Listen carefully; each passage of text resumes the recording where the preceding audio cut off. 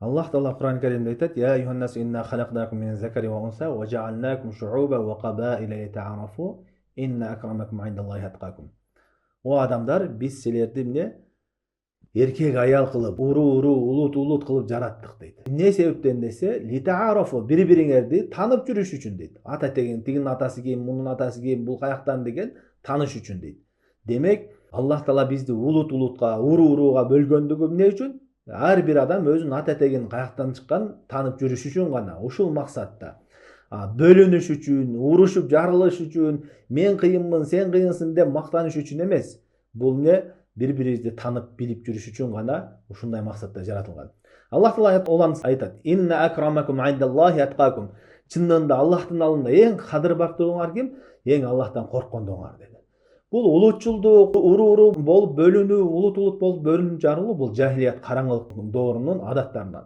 Ошон үчүн Пайгамбарыбыз саллаллаху алейхи вассалам хадисте айтат: "Арбан фи уммати мин амрил жахилия." 4 нерсе бул менин үммөтүмдө караңгылык доордун, жахилият доорунун адаттарынан дейт. Ла ятрукухун, алар аны ташташпайт дейт да.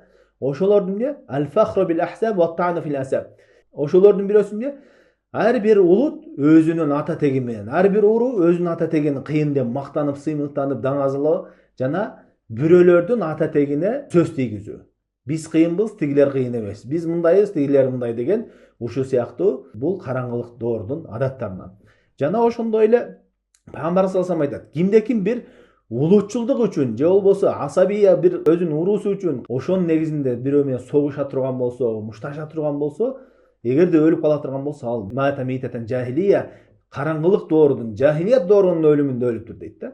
Бул негизи улутчулдук кылуу, уруга бөлүнүү деген нерсе бул караңгылык доорудун адаттарынан эч бир пайдасы жок, тескерисинче адамдарга, мамлекетке дагы, жалпы элге зыян гана алып келе турган нерселерден. Жана ошондой эле азыркы күндө актуалдуу болуп аткан маселелерден башка улуттагыларды сабап салып, тигиндей кылып кетирүү деген. Бул бир адамдын күнөөсү үчүн, же 3-4 адамдын күнөөсү үчүн бардык улутту сабаган бул чоң күнөө, бул зулумдук. Бул туура эмес нерсе. Анткени Аллах Таала Кур'анда айтат: "Вала тазиру вазирату визра ухра." Бир адам күнөөсүн көтөрбөйт дейт.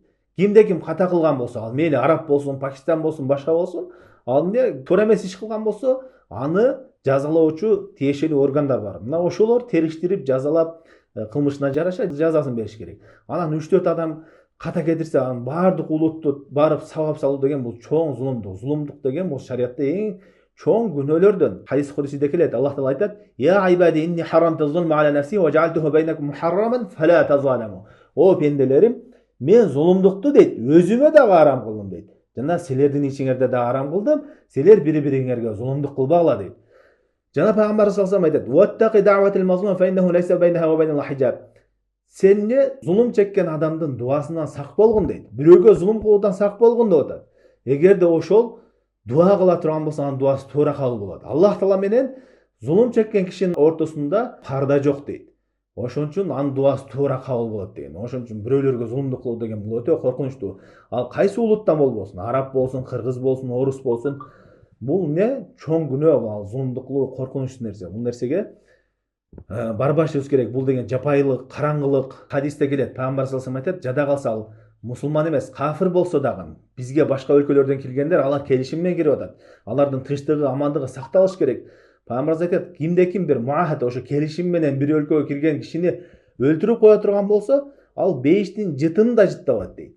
Бул эмне? Кафир болсо дагы, башка болсо дагы.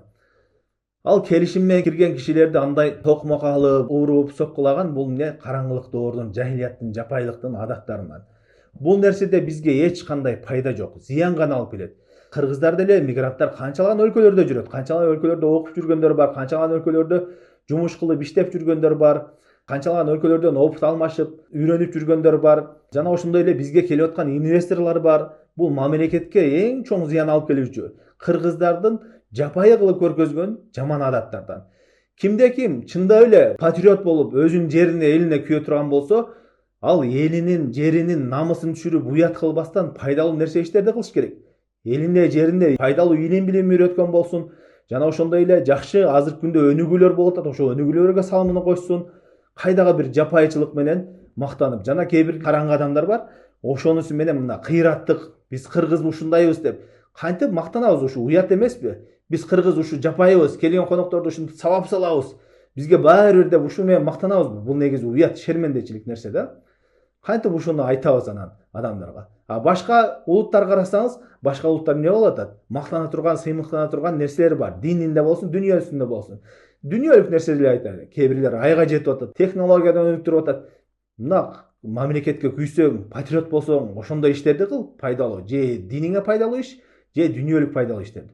Анан эчтеке кыла албагай эле анан атың чыкпаса жер өртөө болуп барып келген конокторду, мусапыр адамдарды, алсыз адамдарды барып сабап тепкилеп анан ошону менен кыйын болгон. Бул өтө жапайычылык жана караңгычылык. Ошон үчүн ошого окшогон нерселерден баарыбыз сак болушубуз керек. Аллах таала элибизге, жерибизге тынчтык берген болсун. Бул нерселер негизи мамлекеттин кадыр баркын түшүрөт башка жактан. Мамлекеттик деңгээлде түшүрөт. Башка өлкөдөгүлөр айтат, бул Кыргызстанга барсаң ал сени жамандыктан коргоп сактап бере албайт, өзүнүн элинен да сактай албайт дейт. Ушуга окшогон уят, шерменде нерселерди эмне алыс болушубуз керек. Аллах таала мамлекет башчыларыбызга жакшы иштерге ийгилик берген болсун жана элибизге, жерибизге тынчтык берген болсун. Ушундай караңгы, жапайы адамдарга Аллах таала иман, инсап берген болсун. Туура жолго хидаятка баштаган болсун. Саллаллаху алейхи ва саллям ала хайр халқи Мухаммад ва аля алейхи ва сахбихи ажмаин.